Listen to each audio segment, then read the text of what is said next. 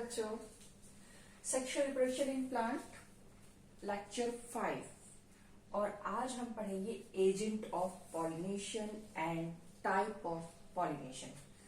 पहले तो ये देखते हैं कि पॉलिनेशन क्या होता है। देखो, मेल गैमीट मैंने बताया था कि हमेशा ट्रेवल करता है और पिस्टल के पास जाता है। तो जो मेल गैमीट है ये आपके पिस्टल के पास जाएगा। ये तो इसकी जो ट्रैवलिंग स्टोरी है ये किस मीडियम से जाएगा, किस मीडियम से जो मेल गैमीट है ये पिस्टल के पास जाएगा, आज हम यही देखने वाले। इसके लिए में कई सारे मीडियम लगेंगे। अच्छा, अब इसके दो फैक्टर हैं जो बहुत इंपॉर्टेंट है। First is abiotic, that means की नॉन लिविंग थिंग्स, इसमें इन्वॉल्व होंगी non living things. Biotic that means की लिविंग मीडियम। तो एबायोटिक में वो फैक्टर काम करेंगे जिसमें कि नॉन लिविंग चीजें होंगी, like wind and water. Wind and water are non living factor जिसके थ्रू जो है आपका जो ये पॉलन ग्रेन है वो स्टिग्मा तक जाएगा, किसी दूसरे प्लांट तक ट्रैवल करके जाएगा। तो देखो क्या होता है, विंड से जब पॉलिनेशन होता है तो उसको हम बोलते हैं एनिमोफिली। एनिमोफिली। वाटर से पॉलिनेशन होता है इट्स हाइड्रोफिली।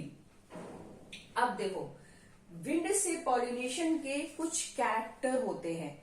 जो प्लांट के पैटल्स होते हैं, पंखुड़ियां होती है जो मोस्टली कलरफुल होते हैं, वो किस लिए कलरफुल होते हैं?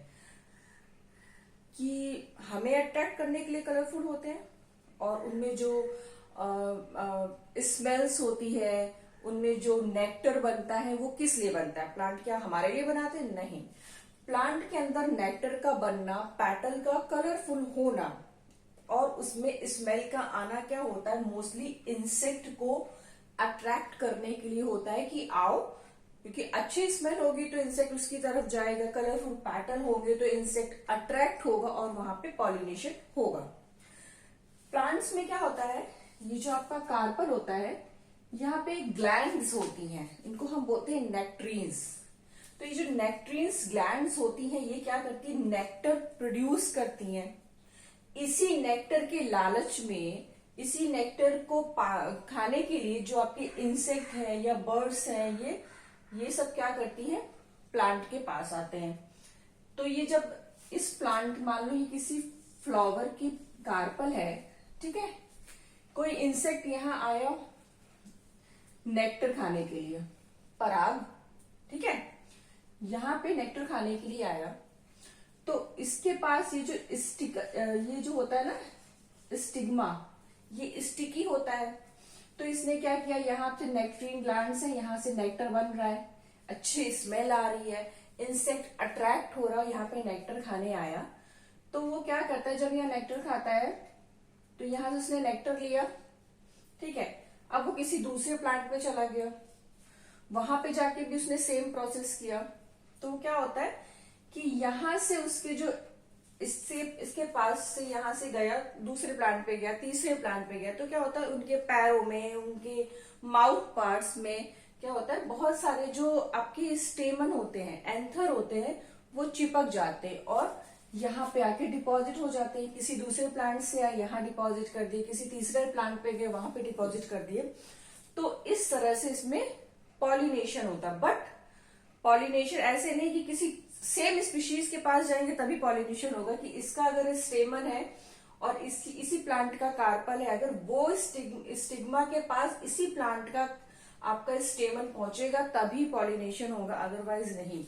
तो क्या होता है कि ये स्टेमन जो है एक इंसेक्ट के थ्रू दूसरे उस पे पहुंच गया, तीसरे पे पहुंच गया, तो इस तरह से यहाँ पे आके उसका पॉलिनेशन हो जाता है। यही होता है पॉलिनेशन। इसी के लिए फ्लावर जो है वो नेक्ट्रीन प्रोड्यूस करते हैं, उनके पैटल कलरफुल होते हैं और उनमें अच्छी ऑर्डर्स आते हैं। बट हम बात कर रहे हैं विंड पॉलिनेशन की।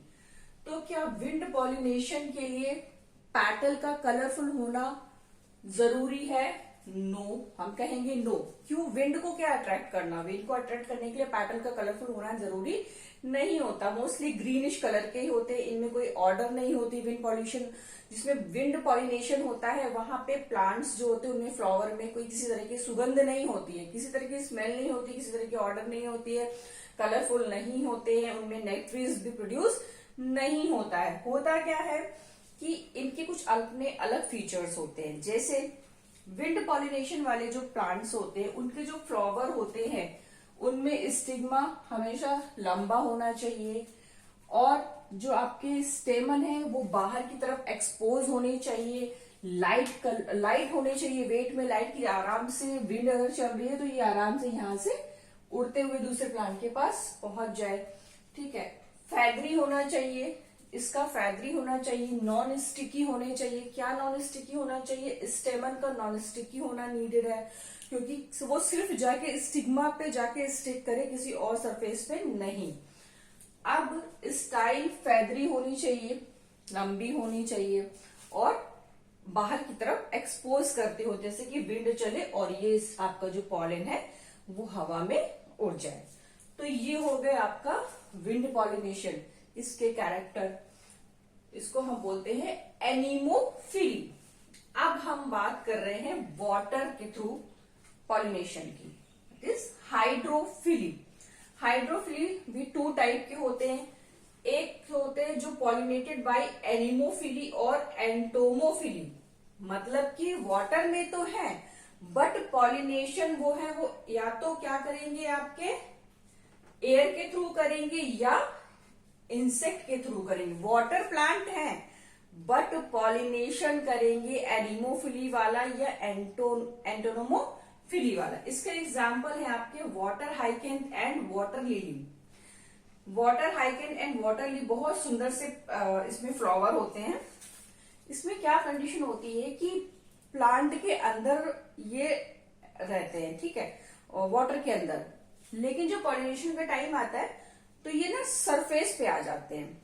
मोस्टली इनमें सरफेस पे होता है पॉलिनेशन, तो ये सरफेस पे आ जाते हैं और वहां पे जैसे इनके जो इसमें पॉलन होते हैं, विंड के थ्रू या इंसेक्ट के थ्रू इनमें पॉलिनेशन होता है, बट वाटर के सरफेस पे। और इसका एग्जाम्पल है वाटर हाइकेन and water lily.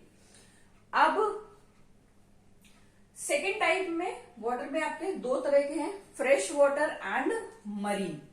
Fresh water pollination में आता है आपका क्या, वेलिसिनेरिया एंड हाइड्रिला। ये दोनों आपके वाटर लैंडिंग प्लांट है, वाटर के अंदर होता है और इनमें वाटर के थ्रू क्या होता है, पॉलिनेशन होता है। क्या होता है कि वाटर करंट जब चल रहा होता है, लहरों के थ्रू इनका क्या होता है, पॉलन जो होता है वो फीमेल फ्लावर तक पहुंच जाता है और उनमें पॉलिनेशन हो जाता है। सेकेंड है जो मरीन के थ्रू होता है, जैसे सी ग्रास। इनका क्या होता है, जो पॉलन होता है कुछ इस तरह का होता है, ठीक है। और ये क्योंकि जो मरीन वाले होते हैं और ये डीप सी में होता है, इनके जो फ्लावर होते हैं सी के अंदर होते हैं, तो क्या होता है कि ये पॉलन ग्रेन आता है, यहाँ पे मान लो ये फ्लावर है, यहाँ पे ये फ्लावर है, तो इनका पॉलन यहाँ पे आके इसमें अटक जाता है, तो इसमें इस तरह से इसका पॉलिनेशन हो जाता है, ठीक है। इसका एग्जाम्पल है आपका sea grass. And fresh water में है आपका वेलिसिनेरिया एंड हाइड्रिला। तो ये तो हो गया आपका क्या, wind pollination and water pollination. अब हम बात कर रहे हैं क्या, बायोटिक फैक्टर की।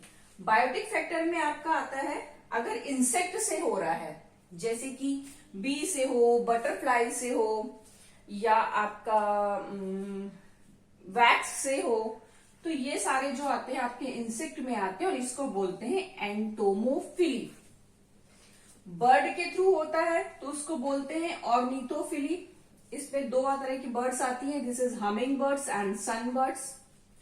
मैमल के थ्रू होता है तो इसमें आता है लीमर, जो पेड़ों पे रहने वाले होते हैं मोस्टली।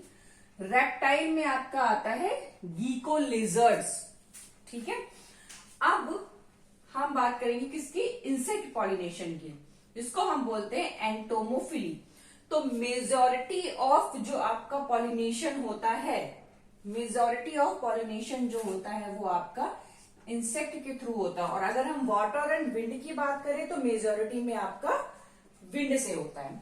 ठीक है, तो अब इंसेक्ट में एंटिमोफिली में क्या होता है, अब यहाँ पे जो ये कार्पल के अंदर नेक्ट्रीन्स बन रहे थे, जहां पे नेक्टर प्रोड्यूस हो रहा था, ठीक है, वो यहाँ पे आके यूज होने वाला है। कैसे? इंसेक्ट आएगा नेक्टर के लालच में, एक प्लांट से आया, मान लो किसी प्लांट पे बैठा हुआ तो उसके पैरों में या उसके पूरे माउथ पार्ट्स में जब यहाँ पे वो नेक्टर के लिए आया तो ये जो स्टिग्मा होता है ना, ये उसके ऊपर चिपक जाता है। अब ये किसी दूसरे प्लांट में गया, वहां पे उसने नेक्टर खाया तो वहां से पॉलन डिपॉजिट कर लिया, किसी दूसरे फ्लावर पे गया, वहां से पॉलन डिपॉजिट कर लिया, और इस तरह से इसके स्टिग्मा के ऊपर इसी तरह से पॉलन आ जाते हैं और यहाँ पे इसका फर्टिलाइजेशन हो जाता है।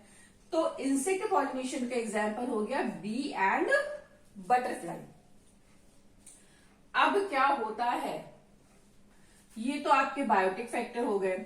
इसका एक एग्जाम्पल है, इंसेक्ट पॉलिनेशन का एक बहुत अच्छा एग्जाम्पल है यूका एंड मॉथ। यूका एक प्लांट होता है और एक मॉथ होती है। मॉथ मीन्स जो पतंगे होते हैं, वो इसकी कंडीशन क्या होती है, यूका कहता है मॉथ से, इनके बीच में कोऑर्डिनेशन ये होता है कि यूका की कंडीशन ये होती है, ये मॉथ से बोलता है कि तुम मुझे पॉलिनेटेड करो, तुम मुझे पॉलिनेटेड करो, इसकी बदले में तुम क्या करो कि जो अपना एग है उसको मेरी ओवरी के अंदर लैंड कर दो। तो इसको क्या करते हैं, मॉथ को इससे सेफ्टी मिली रहती है, इसके एग जो है वो प्रोटेक्ट रहते हैं, इसकी बदली में ये यूका को प्रोटेक्ट करता है। समय आने पर जब इसका लार्वा बन जाता है तो ये लार्वा जो है वो कार्पल से बाहर निकल जाता है विदाउट डैमेज द फ्लावर। तो yucca and a moth is a good example of insect pollination. अब हमारे हैं टाइप ऑफ पॉलिनेशन। ये तो हमने मीडियम की बात कर ली कि इन मीडियम से जो है आपका पॉलिनेशन होता है, विंड के थ्रू होता है, वाटर के थ्रू होता है, इंसेक्ट के थ्रू होता है, बर्ड के थ्रू होता है, मैमल्स के थ्रू होता है एंड रेप्टाइल के थ्रू होता है। अब हम बात कर रहे हैं कि टाइप ऑफ पॉलिनेशन, पॉलिनेशन कितने टाइप का होता है। First is autogamy.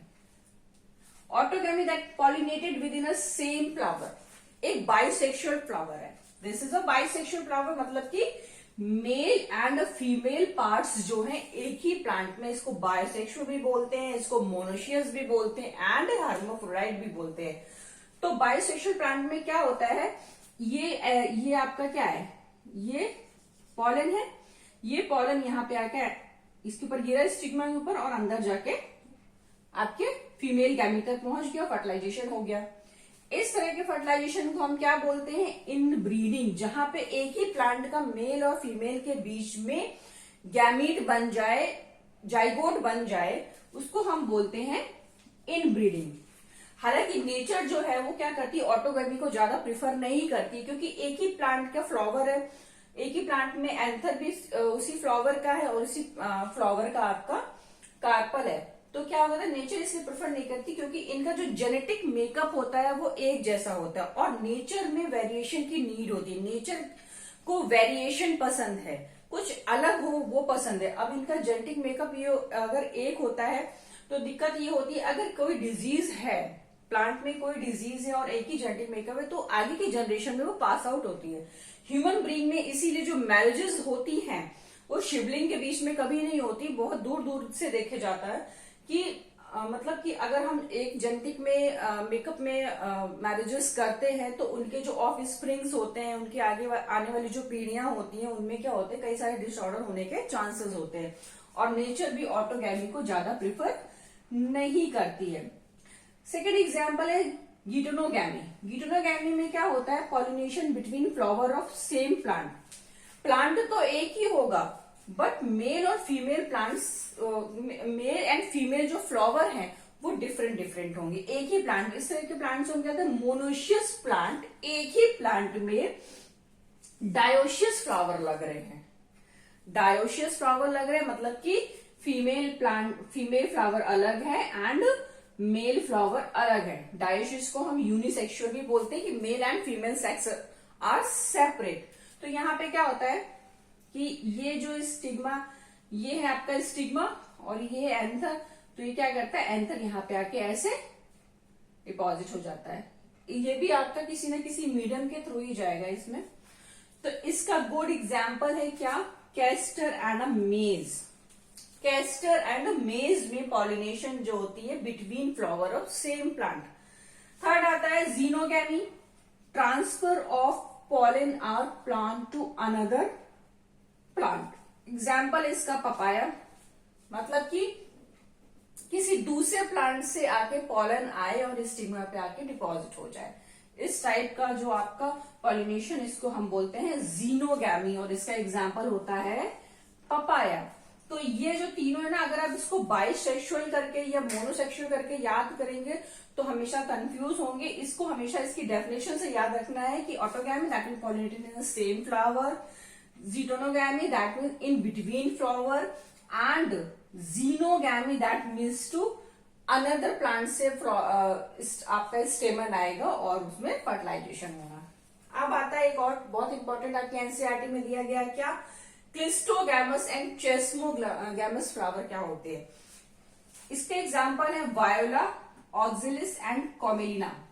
इसमें क्या होता है, एक प्लांट है, इसमें दो तरह के फ्लावर होते हैं। एक वो फ्लावर जो हमेशा ओपन रहते हैं, ऑलवेज ओपन, एक वो जो नेवर ओपन, कभी खुलते ही नहीं है। तो इसमें क्या होता है, चेस्मोगैमस का बेनिफिट ये होता है कि, बेनिफिट क्या डिसएडवांटेजेस बोल लो, कि ये क्या करता है, इसमें मेल और फीमेल जो पार्ट्स है एक ही फ्लावर में है, तो ये सोचता है कि बाइसेक्सुअल है, ठीक है।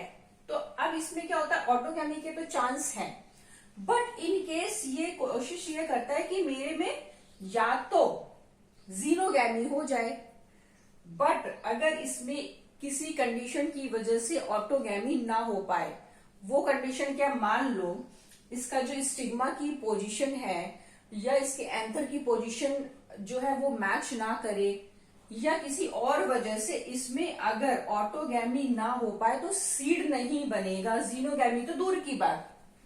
तो अब भैया नो सीड। तो इस वाले में क्या होता है कि बाई चांस वाला है, अगर एयर के थ्रू नहीं हुआ या किसी इंसेक्ट के थ्रू नहीं हुआ या इसमें जीनोगैमी नहीं हो पाई, तो इसमें सीड नहीं बनेगा, ठीक है, क्योंकि एंथर जो है वो स्टिग्मा तक पहुंचेगा ही नहीं। तो इस तरह के फ्लावर को बोलते हैं चेस्मोगैमस। ऑटोगैमी के चक्कर में इसमें कुछ और भी नहीं होना है, बट जो क्लिस्टोगैमस फ्लावर होते हैं ये कभी खुलते ही नहीं है, नेवर ओपन, हमेशा बंद रहते हैं। तो इनमें क्या होता है, मेल और फीमेल पार्ट जो होता है वो हमेशा ऐसे बंद रहता है। तो इसमें क्या होता है, कम से कम क्या होता है कि कुछ हो ना हो, जीटोनोगैमी हो ना हो और आपकी जीनोगैमी हो ना हो, बट ऑटोगैमी होने के चांसेस रहते हैं। भले ही नेचर इसको प्रेफर नहीं करती है, बट इसमें श्योरिटी रहती है कि सीड बन जाएगा। तो यही है चेस्मोगैमस, जिसमें सीड नहीं बनते हैं, क्योंकि अगर कभी फर्टिलाइजेशन नहीं हुआ तो सीड कहां से बनेगा। बट क्लिस्टोगैमी में इतना है कि ये चीज श्योर रहती है कि ऑटोगैमी तो हो ही जाएगी, क्योंकि मेल एंड फीमेल जो पार्ट्स है वो कवर है, तो वो फर्टिलाइजेशन हो जाएगा और एश्योर होता है कि सीड बन जाएगा। तो आज के टॉपिक में हमने क्या पढ़ना है, agent of pollination and type of pollination, ठीक है। लेक्चर 5 था ये। नेक्स्ट लेक्चर में इस पूरे चैप्टर को फिनिश करेंगे एपोमिक्सिन एंड पॉलीएम्ब्रियोनी से, उसके बाद दूसरा कुछ स्टार्ट करेंगे। तब तक के लिए थैंक यू।